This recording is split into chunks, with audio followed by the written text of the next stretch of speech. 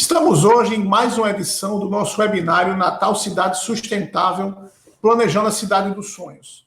Hoje é o terceiro seminário virtual, realizado com o apoio da Fundação Verde Herbert Daniel. Realizamos esses seminários todas as terças e quintas-feiras, sempre às 16 horas, transmitido aqui pelo Facebook e depois disponibilizados no YouTube. O objetivo dos seminários é tratar de temas importantes para a sustentabilidade da cidade de Natal, levando em consideração os Objetivos de Desenvolvimento Sustentável da Agenda 2030, estabelecida pelas Nações Unidas. Nosso tema de hoje é Reaprendendo a Conviver com a Natureza, título do principal livro da nossa convidada e que reflete uma das maiores necessidades em nossa capital. Esse tema que possui relação com praticamente todos os 17 Objetivos de Desenvolvimento Sustentável da Agenda 2030. E eu gostaria, então, de dar as boas-vindas à nossa convidada de hoje. Seja bem-vinda, Cecília, professora Cecília Polacco Herzog. Tudo bem, Cecília? Me permita, então, apresentar você para nossos convidados que estão assistindo nossa live. Cecília Polacco Herzog é paisagista urbana, administradora de empresas formadas pela GV de São Paulo, mas que deixou essa carreira para se dedicar à vocação dela e ser essa paisagista tão importante e referência no Brasil inteiro em sustentabilidade de cidades. Professora da graduação e da pós-graduação do Departamento de Arquitetura e Urbanismo da PUC-Rio, onde coordena a pós-graduação em paisagismo ecológico, planejamento e projeto da paisagem. É pesquisadora em temas que integram a ecologia urbana com planejamento e projetos urbanos para adaptar as cidades aos desafios contemporâneos. Seu campo de atuação tem abordagem interdisciplinar focado em soluções baseadas na natureza para cidades sustentáveis, resilientes e que oferecem alta qualidade de vida e bem-estar para a sua população. É palestrante nacional e internacional, inclusive já fez um TED, né? É perita e consultora nessas soluções baseadas na natureza e na urbanização sustentável. É autora do Diálogo Setorial da União Europeia-Brasil sobre soluções baseadas na natureza, que foi editado pela União Europeia em 2019. E é autora do livro Cidade para Todos, Reaprendendo a Conviver com a Natureza, o tema da nossa palestra, que foi editado em 2013 pela editora Mauad. Sem dúvida, uma pessoa à frente do nosso tempo. Aí vocês têm um livro, né, que ela publicou, é um best-seller. E eu gostaria, Cecília, eu trouxe assim hoje uma seleção de fotos para a gente conversar um pouquinho sobre Natal e a situação dela ao longo desse tempo, né, da sua formação como cidade. E eu queria discutir com você hoje alguns conceitos sobre cidade para a gente tornar a cidade de Natal mais sustentável, né? Então, assim, alternando com a nossa realidade e com exemplos que você estudou nas viagens que você faz, certo? Então, a primeira coisa que eu queria conversar com você é sobre essa questão do espraiamento das cidades. E aí eu selecionei uma foto aérea aqui da cidade, uma cidade tão bonita como Natal, mas que sofre desse problema do espraiamento.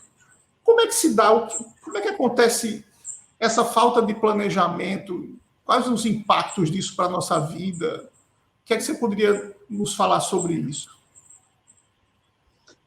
Primeiro, eu quero agradecer o convite, professor Carlos Alberto, muito obrigada de ter essa oportunidade para participar aqui, né, para contribuir de alguma maneira para essa discussão, né, de como, que cidade é essa que a gente tem, né, ou que cidades são essas? No caso de Natal, que é bem específico, né, a gente contribui na discussão dessa cidade que está sempre num processo de se fazer e refazer, né.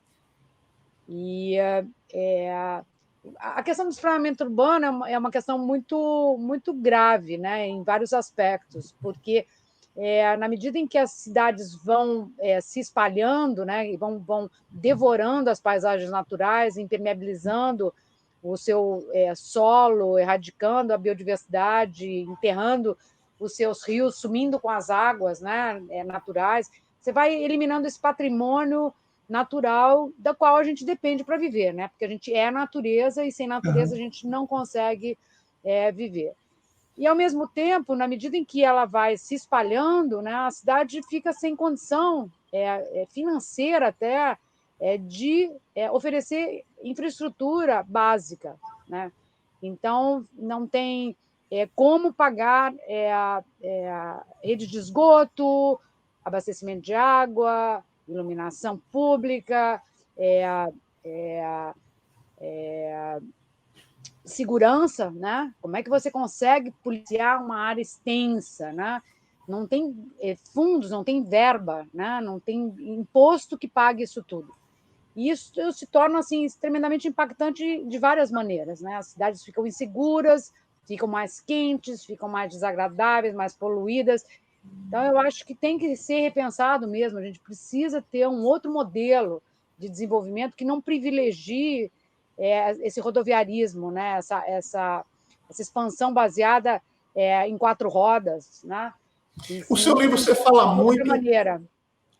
No livro você fala muito sobre essa perda da conexão com a natureza, né? Então, assim, Natal é uma cidade muito, assim, num ecossistema riquíssimo, assim, com um rio no centro da cidade, com parques urbanos maravilhosos, mas a gente hoje, por exemplo, aqui tem uma foto do principal cruzamento, 2 ruas super importantes do bairro mais popular, aí é o centro do nosso comércio popular. E aí eu peguei essa foto ontem no Google para mostrar essa desconexão com a natureza que aflige a gente. A gente não encontra uma árvore no principal cruzamento da cidade. Então, como é que se deu esse afastamento da natureza da sociedade? Por que isso acontece? Bom, a gente vai entrar numa discussão muito importante, que é o modelo, né, que a gente se baseou para inchar. Na verdade, eu não acho que a gente não se desenvolveu, a gente inchou, né? Porque o desenvolvimento passa por muito mais do que ter automóvel, né? ter carro, ter consumo. Né? Na hora que você tem uma sociedade de consumo onde as pessoas são consumidoras, elas não são pessoas, né? Elas são tratadas o tempo todo como consumidoras, né? Então você não é visto, nem as pessoas são vistas como pessoas, né? Como natureza. Então as pessoas passam a correr atrás todos os dias para botar, agora mais ferozmente, porque a gente está numa crise assim de proporções bíblicas, né? A gente tem uma coisa agora da maior gravidade, já estava ruim, né? A gente já vinha ali numa crise econômica por outros motivos, e aí com a pandemia agora a gente está muito pior. Então, se não, a Europa, por exemplo, ela tem um modelo muito distinto disso. A gente foi muito atrás, como a maior parte dos países, atrás do modelo americano de desenvolvimento, né? E a Europa tem uma coisa muito diferente. E eu acho que a Europa vai sair muito melhor do que ela entrou, porque hoje ela tem o Pacto Verde.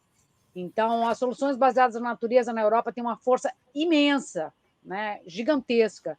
E vão sair da crise apostando num novo modelo de desenvolvimento baseado na vida. Não que nem a gente está aqui o tempo todo baseado na morte. Né? A gente só fala em morte, só fala em ameaça, só fala em medo. E numa economia que é para desenvolver, aniquilando as nossas maiores riquezas, que é as nossas florestas, a nossa biodiversidade, né? Secando as nossas águas, e isso se repete nas cidades. Né? Então, é um desenvolvimento a qualquer custo, um modelo vencido do pós-guerra, né? Nas décadas de 60, 70, 80, e a gente continua perpetuando isso. Né? A gente continua um país primário exportador, onde a gente não desenvolve a educação e a cultura nas pessoas. Então, eu acho que isso tudo tem que ligar. Você fala que a gente se desconectou com a natureza como se a gente não fosse parte dela, né?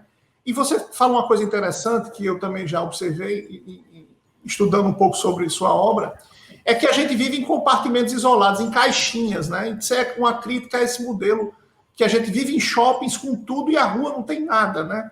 E aí eu selecionei uma foto para mostrar como os shoppings funcionam. Eles vêm e locam, né, praticamente uma caixa no meio da cidade, né? Eu já vi também você falando, os shoppings são praticamente iguais em todas as partes do mundo, mas são completamente desconectados da natureza, né? Eu acho que assim, tudo parte desse modelo de consumo, né?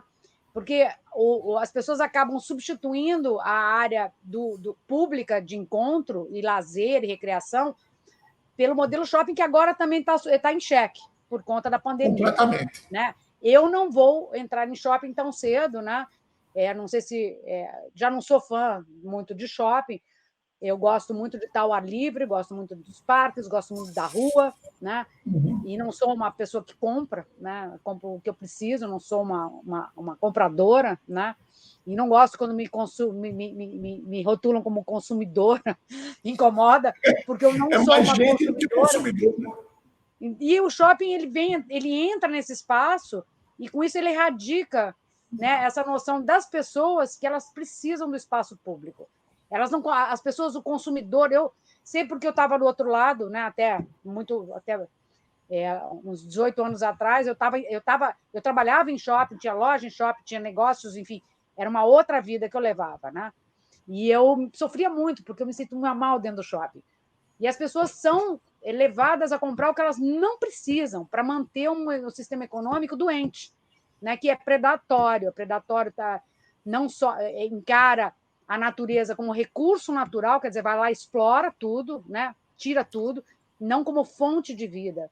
Então, eu acho que a gente tem aí uma desconexão muito perversa que prejudica muito, inclusive, a satisfação das pessoas, porque elas acabam sendo obrigadas pela mídia, por esse mercado, a trabalhar para comprar coisas que elas não precisam para manter um sistema econômico que concentra a renda e que destrói a base da vida. Então, é uma coisa muito perversa.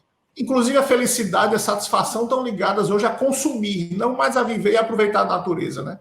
Você falou uma coisa aproveitar a própria vida, né? Eu acho que aproveitar a própria vida, você entender que você precisa ter um momento de conexão com você mesmo, com seus amigos, com a sua família, né? De construir relações entre pessoas e com a natureza, né? Você está bem num lugar onde te faça bem, ar limpo, água limpa, ar puro, né?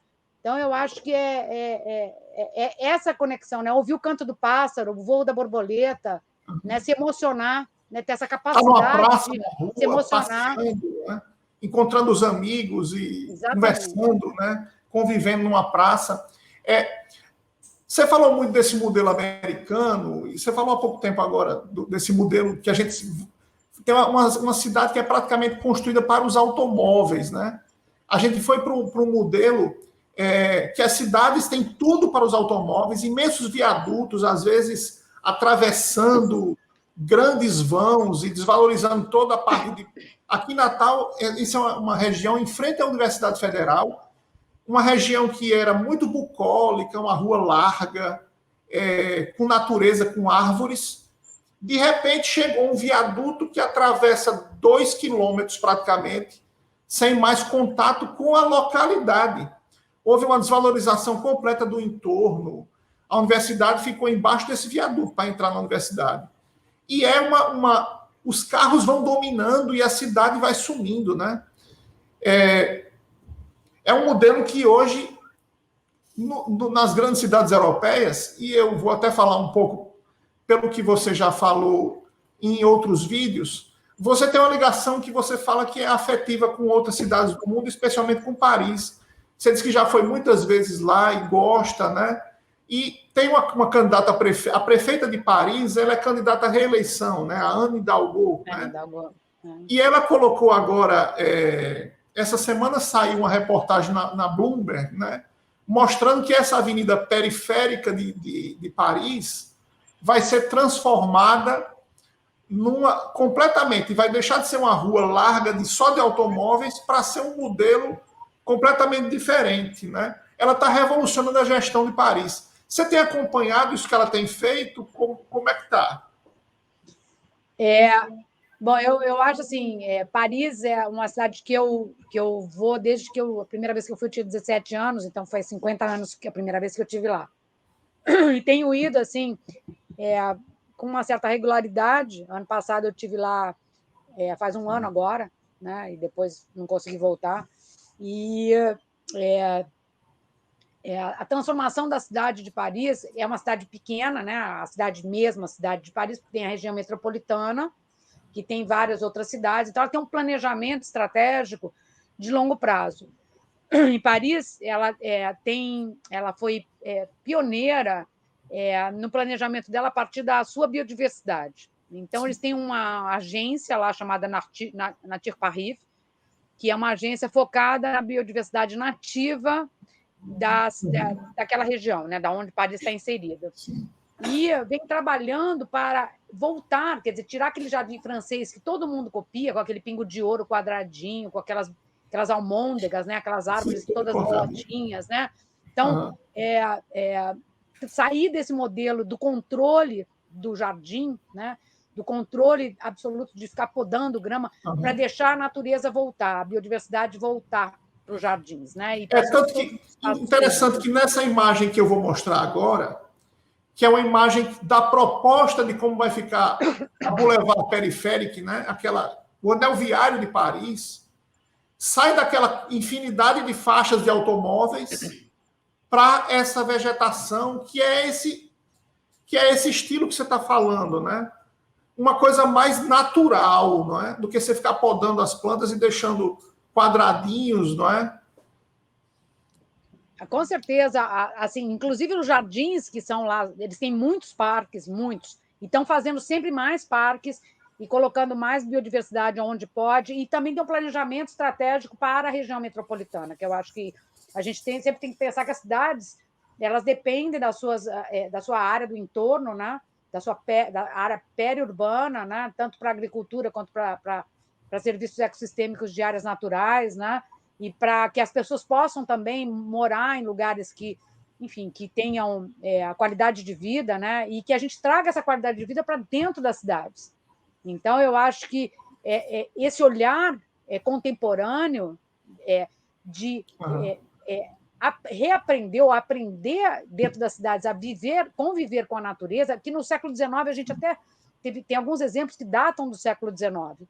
E aí até o Rio de Janeiro teve a sua floresta da Tijuca lá replantada no século XIX, porque precisava de água, era muito quente, e aí houve o início do replantio há 170 anos atrás, mais ou menos, e com isso a gente tem hoje o Rio de Janeiro uma tremenda floresta no coração. Exatamente. Erradicou tudo que tinha lá embaixo, né? Continua, a cidade do Rio é extremamente hostil, né, embaixo, mas ela tem ainda grandes fragmentos de ecossistemas plantados e naturais que mantêm assim, a beleza cênica do Rio, né?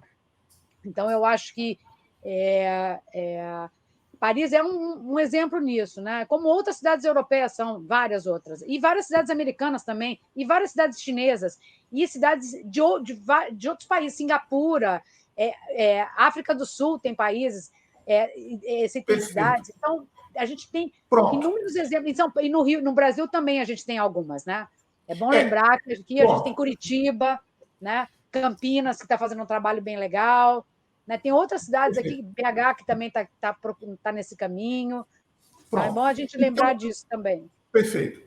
Cecília, eu trouxe um caso para a gente. Você está falando de cidades que conseguiram sair de uma situação difícil, né? Às vezes inimaginável que era possível chegar ao desenvolvimento sustentável e urbano que tem hoje, mas aqui a gente tem situações extremamente delicadas e que a gente precisa acreditar que é possível fazer as coisas, né? E assim, eu selecionei um caso de uma região central da cidade. Essa foto que eu estou lhe mostrando é o Paço da Pátria, e as pessoas escrevem com 2 S, né? Em Portugal se escreve com C cedilha, mas as pessoas escrevem aqui com SS. O Paço da Pátria é essa região da beira do Mangue, que fica na beira de um rio, que um rio era natural, existia um braço de rio, um córrego que levava até o rio Potengi, que é esse rio que está no final do mapa. E essa região é extremamente inserida no centro da cidade, mas é uma região extremamente abandonada pelo poder público, né? Então, se você vê, você tem uma estação de tratamento de esgoto terciária dentro do bairro. Mas, por incrível que pareça, não atende o bairro. Você tem uma situação extremamente curiosa, de descaso, que um bairro que recebe e trata o esgoto da zona leste da cidade inteira, ele não conta com o saneamento funcionando. Então, e eu vou passar mais algumas fotos para você ter noção. Ao longo, tem um córrego que entra por dentro da cidade com ligações clandestinas, ainda com que a estação terciária despeja nele, e quando a estação terciária não funciona, o esgoto é despejado com mau cheiro e tudo nesse riacho, né? Então, não seria um caso da gente trabalhar, por exemplo, de um projeto de renaturalização, né? E para isso, eu estou mostrando essas fotos, e eu vou mostrar mais uma, ele chegando na beira do rio, né? Onde também o mangue está essa região está completamente poluída, na beira do rio. Também precisava de um projeto de despoluição do mangue para se fazer uma orla bonita, né? Para conviver com a natureza, dar a possibilidade da população desse bairro conviver. Então, eu queria agora mostrar o caso de Seul, o caso que para a gente poder mostrar como é que a gente pode ter uma cidade que você chama biofílica, né? O conceito de biofilia é para você fazer parte da natureza. Existe um grupo de estudo em Pittsburgh, né? Essa foto anterior que eu tinha mostrado, é um grupo de estudos de uma organização não governamental um projeto chamado River Life. E eles, lá em Pittsburgh, eles começaram a pensar em soluções para voltar a conviver com o rio. Natal é uma cidade que não convive com o rio Potengi, porque é completamente poluído e um descaso de décadas com o rio Potengi. Nós não temos calçadas, não temos área de lazer, não temos recreação, não damos oportunidade de conviver com a natureza, não é? Então, eu queria primeiro que você falasse um pouquinho sobre o que é esse conceito de cidade biofílica. Bom, você já falou aí que biofilia é esse sentimento, né? É um sentimento inerente que a gente tem de pertencer à natureza, porque a gente é a natureza, né? E a cidade biofílica é a cidade que tem natureza em todos os seus espaços, né? Então, a gente traz de volta essa natureza de todas as maneiras possíveis. Uma coisa que a gente foi perdendo, né, completamente foi a importância dos parques urbanos. Normalmente, onde a gente tem um espaço urbano que é público, né, que é comum, que é a área de encontro das pessoas, é onde a gente teria esse respiro, né?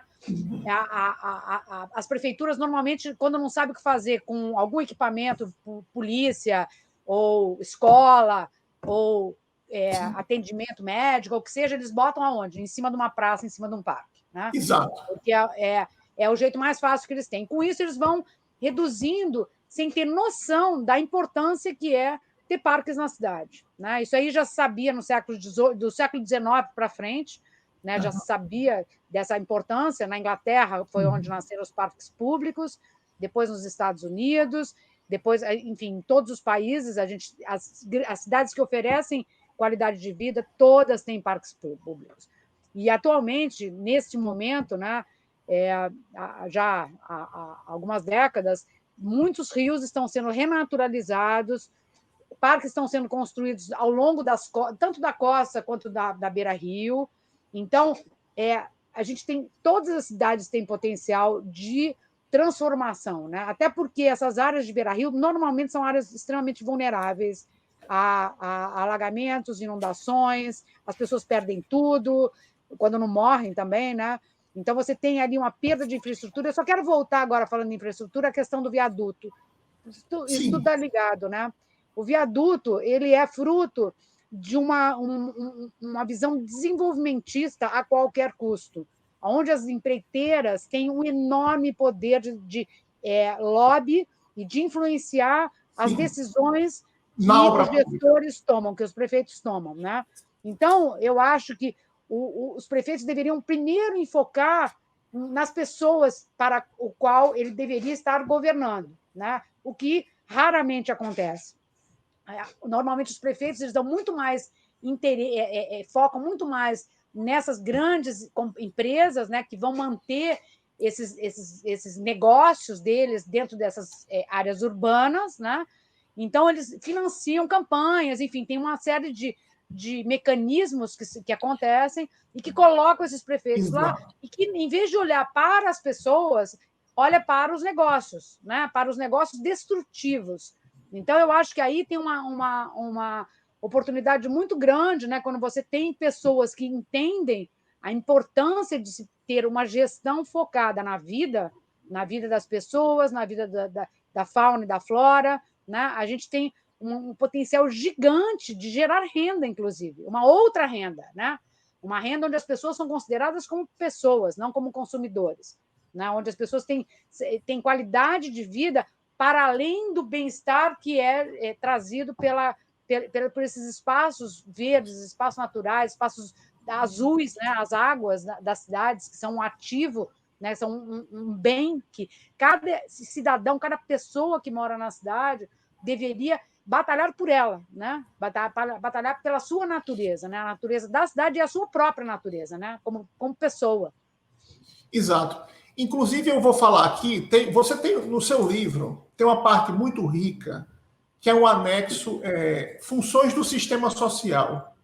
Eu acho uma das páginas mais ricas do seu livro, ela está lá nos anexos, quando você fala promover a interação, relacionar as pessoas, promover a coesão social, espaço para o lazer, né, para fazer caminhada, para correr, para fazer interações culturais, performances.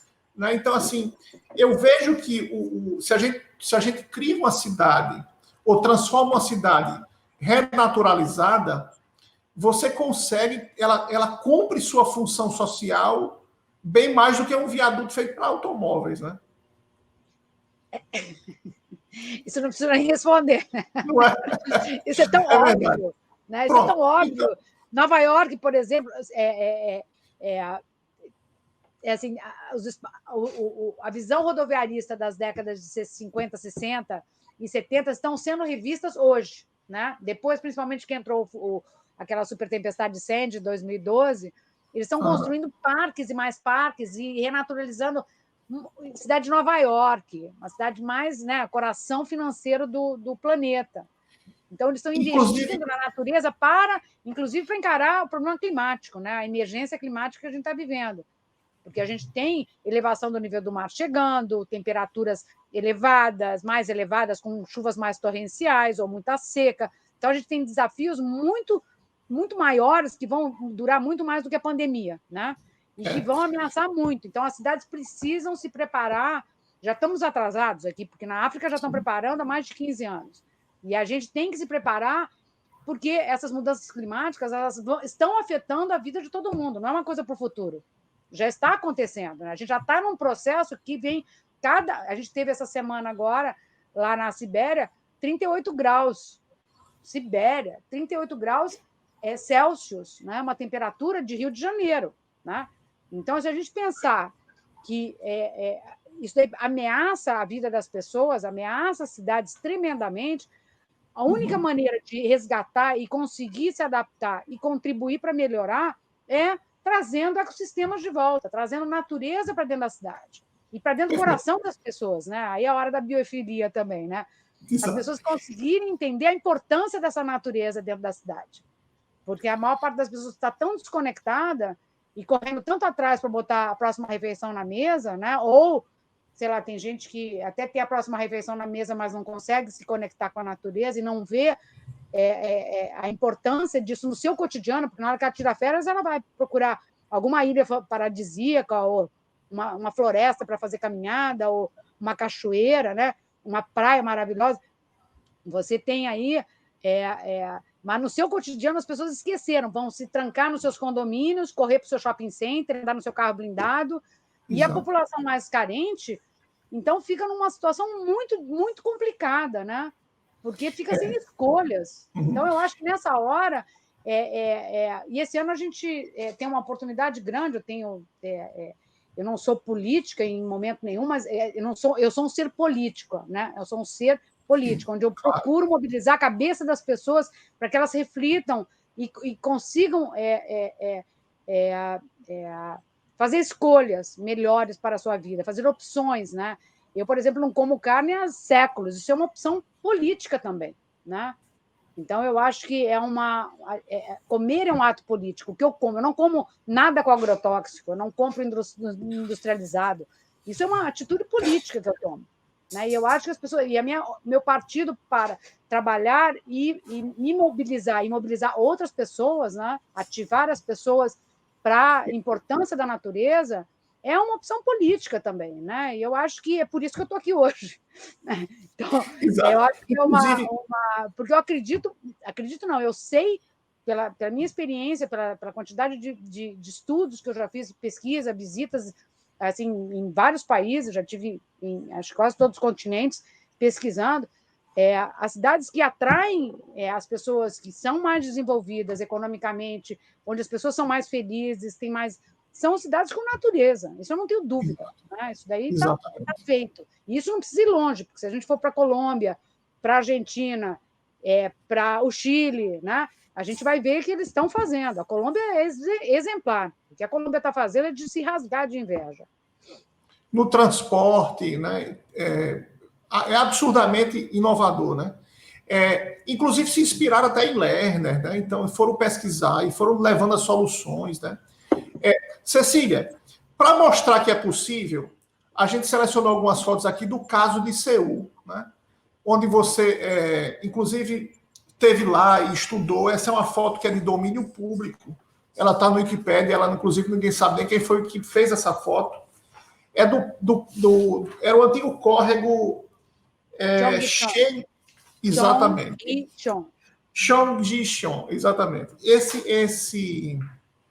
Esse córrego ele foi completamente renaturalizado, né? E deixa eu mostrar para você algumas outras fotos. Você teve lá, pronto. Na verdade, depois daquela favela que tinha em cima, porque aquela favela ali foi logo depois do final da guerra da Coreia, né, quando a Coreia sai partida entre norte e sul. Então, as pessoas refugiadas não têm onde ir, elas vão para ali. Aí a Coreia parte para um modelo desenvolvimentista igual ao Brasil e vai botar carro e viaduto em todos os lugares. Então, em cima dessa imagem que a gente está vendo agora, tinha um viaduto. Depois da favela, foi construído um viaduto. O córrego virou uma galeria de esgoto, né? E, é exatamente a situação do Paço da Pátria.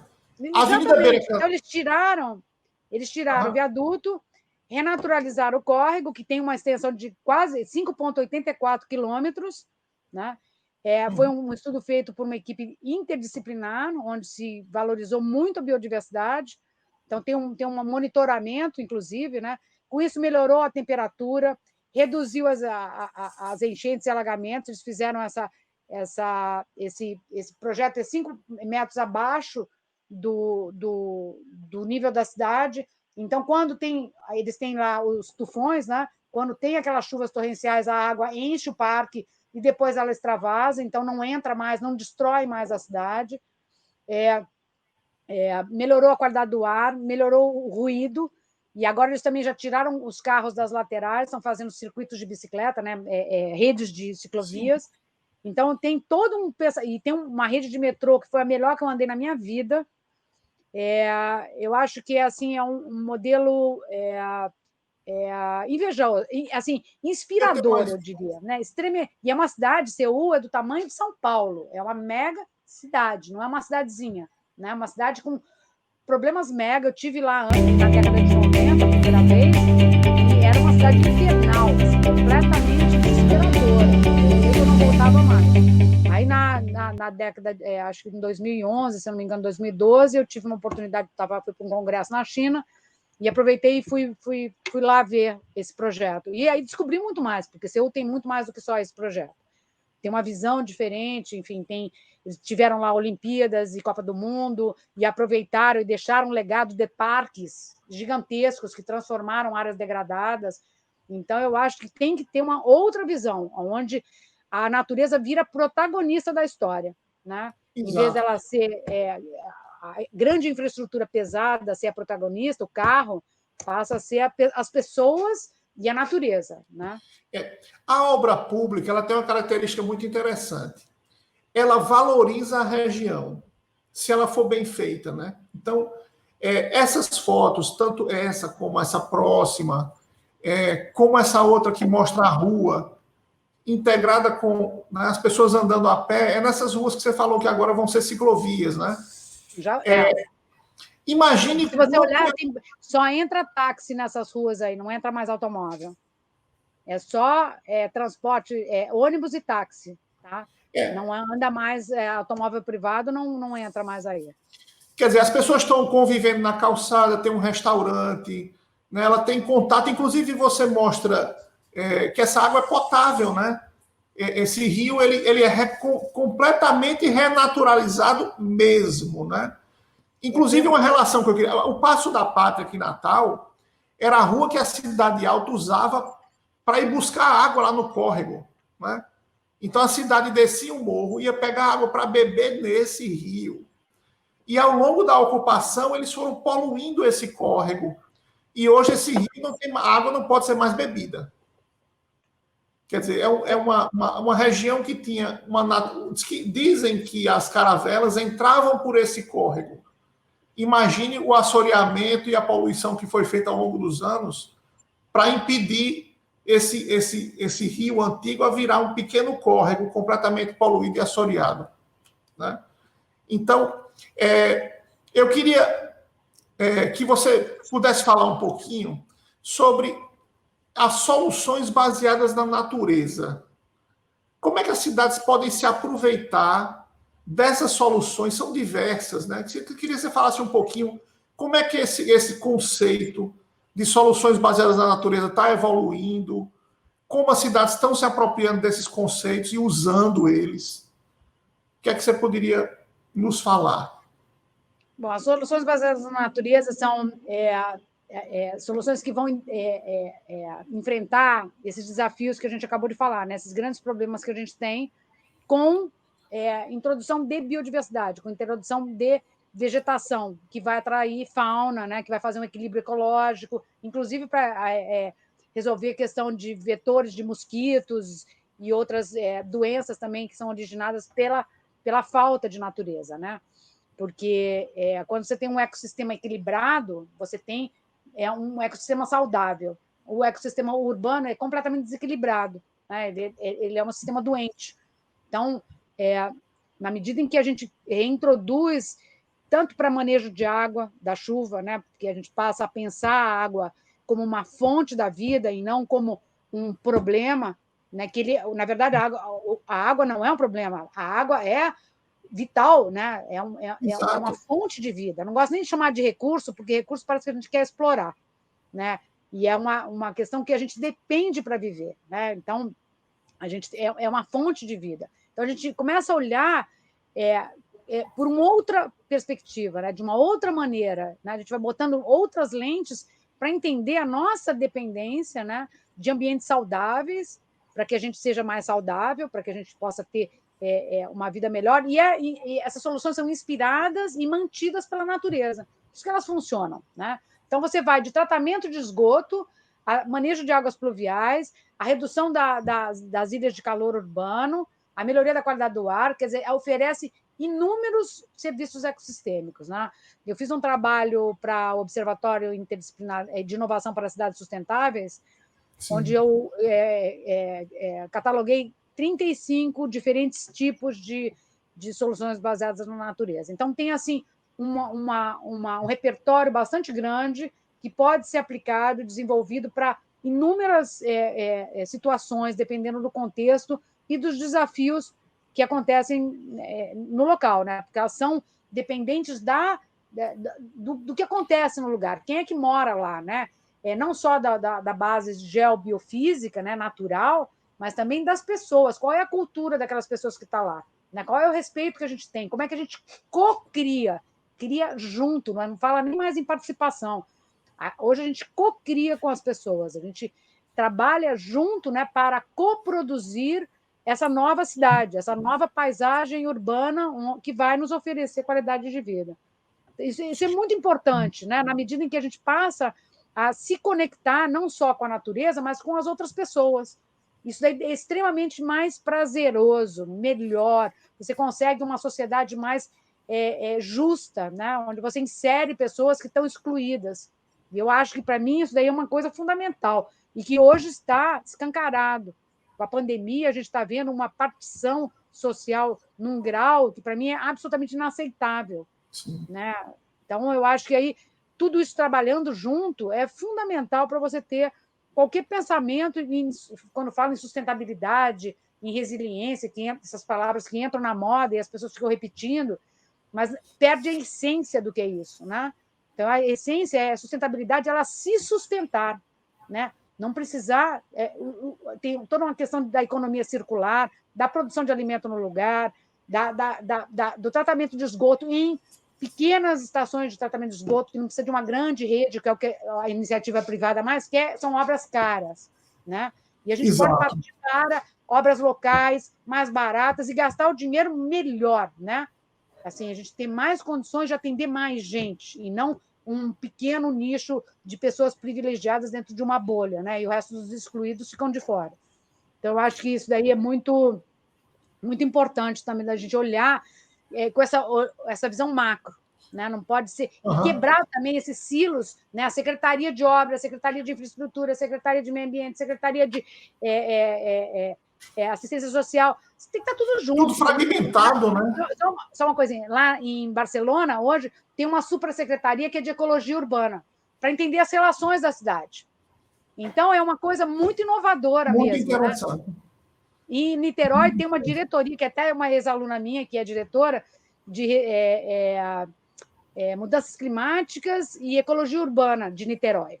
Né? Em Niterói é uma aluna minha, ela já saiu com isso daí, conseguiu emplacar lá, e dá muita satisfação ver as coisas acontecendo. Né? E aí, essa secretaria, ela vai articulando que as soluções baseadas na natureza sejam implantadas, né? O caso dos wetlands, os alagados construídos, são muito interessantes, né? Você falou de pequenas estações de tratamento de esgoto, né? Como é que isso pode funcionar em bairros, por exemplo? É possível?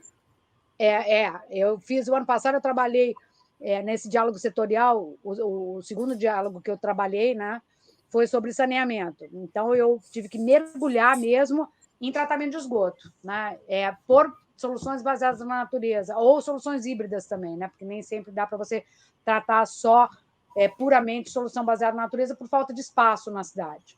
Mas existem vários sistemas hoje que são extremamente sustentáveis, extremamente, inclusive para incorporar em parques públicos.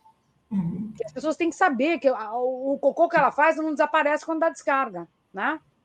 Porque as pessoas acham que abriu a torneira, a água saiu, né? O cocô deu descarga, foi embora. Não é assim, né? As pessoas têm que saber que elas dependem das florestas, dos ecossistemas que vão fornecer a água, né? Que vão a biodiversidade que faz o ciclo da água funcionar, e pode ser a natureza também que vai resolver a questão do tratamento do esgoto. Né? Então, tem várias possibilidades, dependendo da situação. Não tem uma resposta só, né? Tem várias.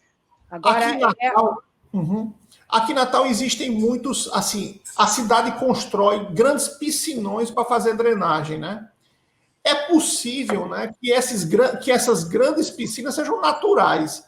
Aqui tem uma coisa até que é absurda, né? Natal passou alguns anos discutindo se uma área chamada Lagoinha podia ser uma área que pudesse ser construída nela, certo? Inclusive teve um problema, um licenciamento que demorou anos para ser feito, e até foi decidido na justiça em segunda instância, em Brasília, para se saber se poderia implantar um loteamento nesse bairro. Mas uma coisa que acontecia lá, que lá era uma lagoa natural. Você acredita que a prefeitura, depois de dar o licenciamento para esse loteamento, a prefeitura foi onde existia uma lagoa natural, ela fez uma imensa obra para cavar, destruir a lagoa, para fazer um tanque de drenagem? Quer dizer, a população não sabe ou não vê isso, porque é uma região que você não consegue entrar. mas eram lagoas belíssimas, naturais, que a prefeitura fez um grande tanque onde era a lagoa. Uma obra pública completamente desnecessária. Milhões de reais jogados fora. E isso, ó, ninguém viu, o Ministério Público não falou nada, ninguém discutiu, e foi passando e ficou. Quer dizer, a gente constrói... A cidade... Natal é uma cidade construída em cima de dunas, né? Então, aqui, quando chove, naturalmente as lagoas afloram, né?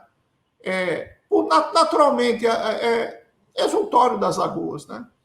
E quando dá as primeiras chuvas, Natal tem vários pontos de drenagem crônicos e que a gente não sabe conviver com eles, ou ao longo dos anos não soube planejar como poderia fazer, né? Porque a gente poderia ter, onde é cada lagoa, ser um parque, né? E a gente desviar o tráfego. Mas se projeta as avenidas para serem retas. E elas têm que passar por cima do que tiver pela frente, né?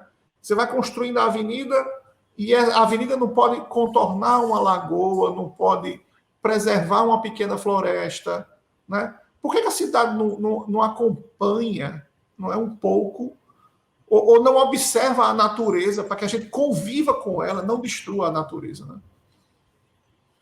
Pois é, a mesma lógica do viaduto, né? O piscinão é a mesma lógica do viaduto. É tentar controlar, né, a natureza, desaparecer com ela, criar problemas, porque essa lógica do século XX, né, dessa engenharia pesada, do controle, que, na verdade, ela nasce no século XIX com a questão do higienismo, quando acham que as águas que são o problema, na verdade, não é a água, né, o que a gente faz com a água, né? E aí se torna um grande negócio, né? Um grande negócio, né? Você fazer piscinão, grandes obras, né? Dessas que eu acabei de falar, de infraestrutura, de viaduto. Então é isso, a gente vai desconectando e vai arrasando, né, com a natureza, e isso se volta contra as pessoas, né? Isso daí, quem vai sair perdendo, né? Na hora que a gente sai de cena, a natureza volta, né?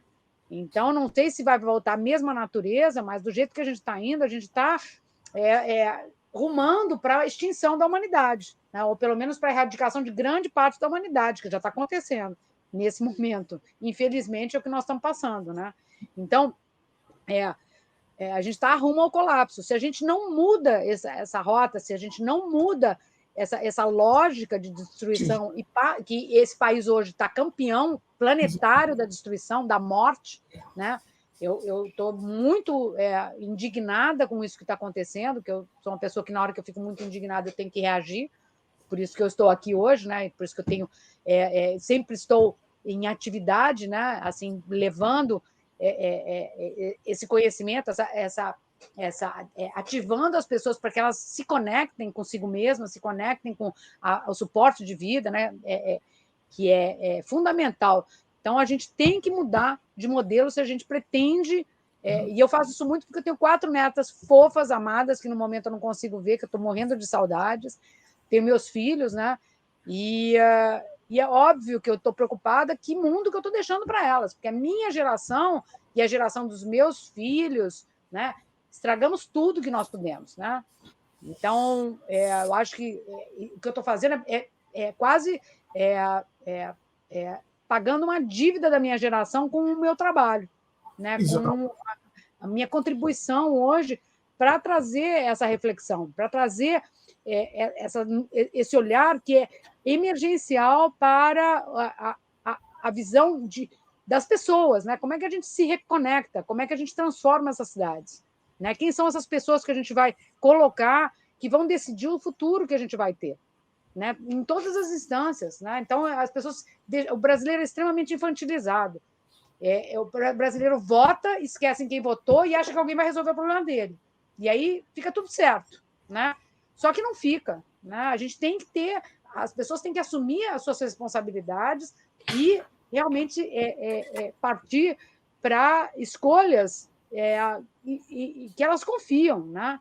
Eu acho que isso daí está difícil, né? Hoje está muito complicado a gente encontrar pessoas confiáveis. Então, tem todo um descrédito que eu não culpo, não, porque eu acho que a gente tem uma classe política muito comprometida, né? Só que a gente tem que romper com isso, porque está na mão da gente, a gente não pode delegar isso para terceiros. Acho que cada um de nós é totalmente responsável. Então, eu acho que essa construção dessa outra cidade, onde a gente vai valorizar as lagoinhas, né? Onde a gente vai valorizar as florestas, onde a gente vai valorizar as dunas. Gente, Natal é conhecido pelas dunas, né? Pela sua beleza, e destruíram as dunas, né? Estão construindo em cima, e são áreas altamente vulneráveis. O nível do mar está subindo, sem duna, vai embora, né? Se vocês pegarem Florianópolis, que eu conheço razoavelmente, toda a linha de costa do lado de fora de Floripa, né, da ilha, o mar está comendo. Nós temos um grave problema de erosão marinha aqui. Na costa brasileira toda, e vai levar o mar, e vai levar. Aqui, sem duna vai levar mais depressa. Sem duna levará mais depressa. Todo mundo que está comprando na beira-mar se prepara porque vai perder. E não tem como, não vai construir muralha para segurar, porque isso não existe. Só existe solução baseada na natureza, que vai ser construir dunas de novo. Tirar as pessoas e reconstruir dunas. Então, para aliviar, porque do jeito que a gente está emitindo gases de efeito estufa, né, com esse modo de vida que a gente leva, essa economia insana que a gente tem, né, emitindo gases sem parar, né, baseado em petróleo, né, é uma situação complicadíssima. A gente tem que realmente ter uma mudança de paradigma para ontem. Para ontem. É urgente. Bem, Cecília, eu queria lhe agradecer por ter participado aqui do nosso seminário. O que você está deixando, assim, não é só para os seus filhos e netos e bisnetos aí, que talvez vão vir um dia, né, também, né? Mas você está deixando um legado para o Brasil, um legado pelo conhecimento que você está transmitindo e deixando para as cidades brasileiras. Eu acredito que o seu livro é fundamental para o planejamento urbano municipal de todas as cidades brasileiras durante várias gerações. Eu acho que o que você está coletando, e estudando, e informando e transmitindo é extremamente enriquecedor, e muita gente vai lhe seguir e deveria seguir para que a gente tenha cidades melhores. O seu legado, com certeza, vai ser muito importante para o nosso futuro. Muito obrigado por ter participado, viu? Você está aqui conosco no nosso terceiro seminário. Obrigada. Prazer meu. E na próxima quinta-feira, nós vamos conversar com o arquiteto português Gonçalo Canto Moniz, que vai falar sobre o projeto Urbinat e sobre a criação de corredores sustentáveis e verdes nas cidades, num projeto financiado também pela Comunidade Europeia, e vai mostrar das experiências bem-sucedidas que ele está no projeto na cidade do Porto, em algumas cidades europeias que ele está implantando esse projeto. Então, muito obrigado a vocês que assistiram a live. Obrigado, Cecília. Um grande abraço e até a próxima quinta-feira.